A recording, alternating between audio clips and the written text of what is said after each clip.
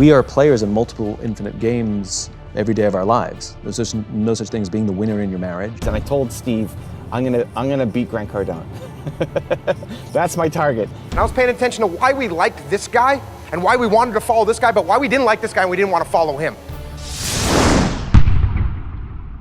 Rise and shine! It's Entspresso time! Hey, it's Carmichael, and I am not a morning person, but if you start your day with a morning routine that inspires you, like watching one of these videos, it will change your life. So let's start your day off right together. Grab your coffee, know that I believe in you, and get ready for a shot of Entspresso from Simon Sinek. I wake up every morning. Espresso, keep me going. I wake up every morning. Define for us an infinite game. So in the mid-1980s, a theologian named James Carsey wrote this little book called Finite and Infinite Games, in which he defines these two kinds of games. Finite games, which have known players, fixed rules, and agreed upon objectives. Football, right? There's always a beginning, a middle, and an end. And the objective is to win the game. And then there's infinite games. Infinite games are defined as known and unknown players. You don't necessarily know who all the other players are. The rules are changeable. You can play however you want. And the objective is to perpetuate the game, to stay in the game as long as possible.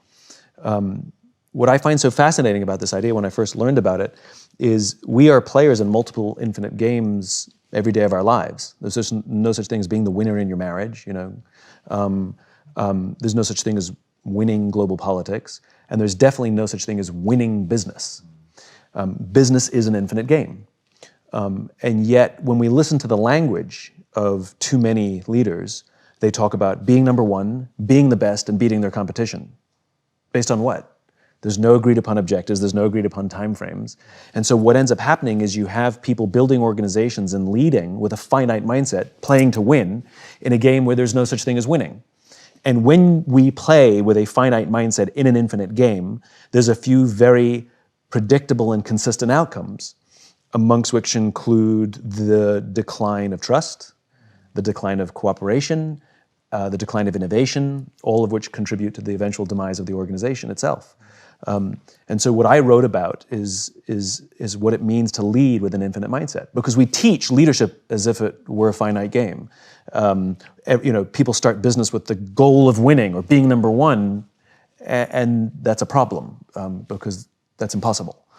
So what I wrote about in the infinite game is leading with an infinite mindset. Don't start a business because you want to prove people wrong. Don't start a business because you want to beat the competition. Don't start a business because your mom said you couldn't.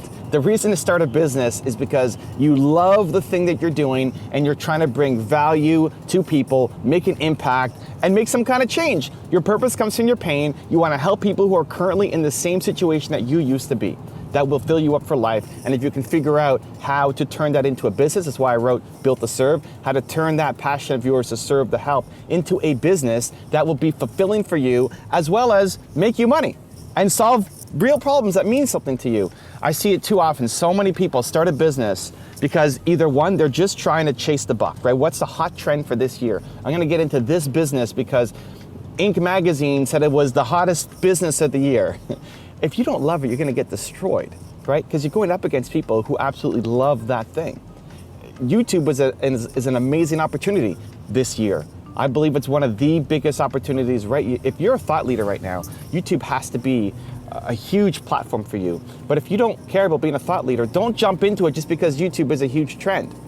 You'll lose. It won't be fun for you, and you're going up against people who love the thing. You have to marry the thing that you love doing with what brings value to other people, right? You have to love it, and it's got to help people, both. If you love it, but it doesn't bring value, you've got a hobby. And if it brings a lot of value, but you don't love it, you'll never win, because the number one rule for success, if you watch all my videos, how many top 10s have I done? How many videos? 10,000 plus videos on the channel now. It's crazy. The number one thing that keeps coming up over and over and over and over again for entrepreneurs, for thought leaders, for inventors, for athletes, for musicians, for politicians, all of them, it's you gotta love what you're doing. You gotta love, if you wanna hit the top in any field, you have to love what you're doing. And too many people get started on something or are afraid to leave something that they have stopped loving because they're trying to prove somebody wrong or they're trying to beat the competition. And that alone is not a good enough reason. Now, can it serve you? Sure. Of course it can serve you, but it can't be number one. So for example, when I first started doing this YouTube stuff, right? When I first started at my agency, when I got the agency, it was maybe 5 years in on the channel. So I had 7,000 subscribers, first started. I guess I'd been around for a little bit, 5 years of making videos, but I didn't really have a lot of success. I had a million views total on the channel and 7,000 subscribers. So when I got to the agency, they took a flyer on me. They didn't think that I was good enough material yet. They were used to dealing with people who had a lot of TV experience and video experience, and I was pretty green and didn't really know what I was doing. But they loved my message and they loved what I stood for. They loved Believe. And I remember my agent Steve, who's still with me now, however many years, 7 years later, he said, I'm gonna take a flyer on you and let's see what we can do. And I didn't want to disappoint him. I didn't want to let him down. I wanted to make it happen. I wanted to learn the skills to make a bigger impact, because I was making videos for 5 years and only had 7,000 subscribers, right? I wanted to reach more people and knew that I just didn't have the skills yet. It wasn't that I wasn't good enough as a human, I just didn't have the skills yet, and he was someone who could teach me. So I asked him, who's the number one person at the agency? Who's got the biggest channel in the agency? And that's gonna be my goal. And at the time he said Grant Cardone. And I don't even know if Grant knows this story. So he said Grant Cardone. And I knew of Grant. Grant probably didn't know me yet. And it's funny, because now we're friends. We've done a lot of collaborations together. But at the time, he didn't really know who I was. And I told Steve, I'm gonna beat Grant Cardone. That's my target. Grant's number one. I'm barely good enough to get in. I'm gonna beat Grant Cardone. That was the target. And every month, I would look at my numbers and track it against Grant. And slowly, I caught up, and eventually passed him. And we just did a fun one-on-one together. I spoke at his 10X event, and as part of his intro, he was looking at our numbers. He's like, you're double the size of me. How is this happening? You gotta learn from this guy. He's the master. Evan's the guy I call when I need to learn something from YouTube. And why that's important is I think having that kind of chip on your shoulder, or having a benchmark, or having somebody to follow, having somebody to chase down, I think can be good. I think it can be helpful. I think it can be healthy. I think it shows you what's possible, right? The classic tale of Roger Bannister being the first person to cross the 4-minute mile, and everybody thought it was impossible, and then after he did it, so many other people did it, right? When there's somebody leading the way and they do it, it shows you what's possible. It shows you that you could do it too. It gives you hope, it gives you a target, it gives you inspiration. It just can't be the reason why you're doing it. So Grant's channel and my lack of skill set at the beginning was an inspiration, was a benchmark for me to aspire to. It wasn't the reason why I was doing my channel. It wasn't the reason why I was helping entrepreneurs. And that's an important distinction.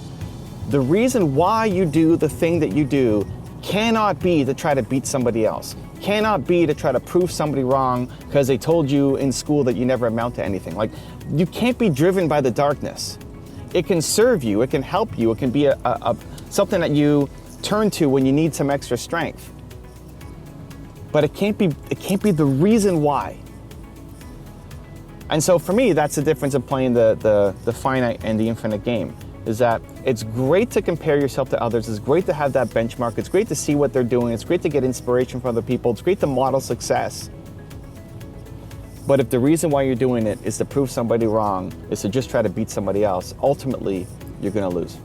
The reason why you're doing the thing that you're doing has to be because you wanna make a change, because you don't like the way some part of the world is, because your message matters, because you can help people who currently are who you used to be, because there's something inside you that needs to come out, that your voice has to be heard, because somebody hearing your story, there are people out there who, if they heard your story and how you got through it, and how right now you're an impossibility, what you went through, everything you came through, you shouldn't be here.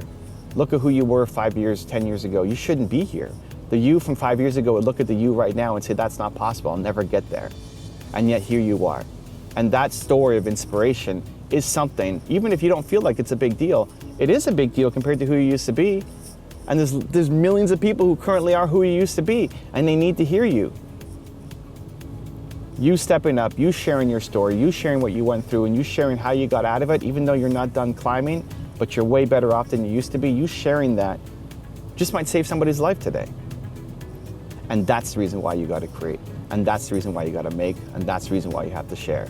The why. The why has to mean something. And if you need to go to the dark side and compare yourself to somebody else, or remind yourself of the people who told you wouldn't do it, just to give you that little extra strength, a little boost when you need to, okay. But the why is so critical. Now I've got a special bonus clip that I think you're gonna enjoy. But before that, it's time for the question of the day. I wanna know, what was your single biggest takeaway from this video and your plan of action for the next week? When you just watch a video and you get motivated, the science says you have a 35% chance of following through. But when you get motivated and create a plan of action, you bump it from 35% to 91% chance of following through. And when you share it with other people, like in this community in the comments below, it jumps to 95%. I want you to follow through. So question of the day, what was your single biggest takeaway from this video, and what is your plan of action for the next week? Let me know, put it down in the comments below so I can celebrate you. Also, if you want to have more self-belief and self-confidence, I've created a special free training where every day for the next 254 days, I will send you an unlisted video to a video that will inspire you. The science says it takes up to 254 days of consecutive action to build a habit. So if you want to join in, get more self-belief and self-confidence for free every day, there's a link to join in the description below. I'll see you there. Even though I'm going to sell you the most beautiful hammer, I'm not going to guarantee the structural integrity of the house. Something remarkable happens. Trust emerges. And make no mistake of it, trust is a feeling, a distinctly human feeling. Some people see the thing that they want, and some people see the thing that prevents them from getting the thing that they want. When I was I enlisted in the Navy out of high school. And I was the youngest guy in I was the youngest and most junior guy in my first 2 SEAL platoons. And what I was doing was I was looking at my leaders, and I was watching them.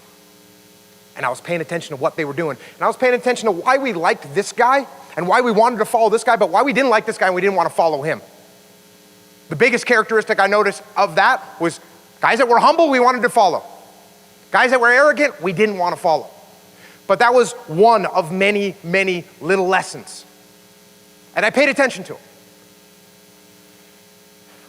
Once I moved into a leadership position, I knew that all those guys, they were watching me. They were paying attention to me. And I had to think about the way that they were going to react to what I was doing. And I knew that my job was to lead these guys.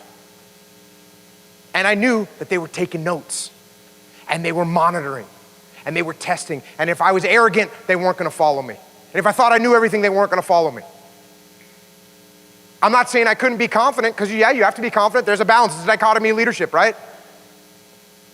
But you have to pay attention to those around you, to the people that work for you, the people that you work for, and you monitor what they're doing, and you process what you would follow and what you wouldn't, and then you emulate that.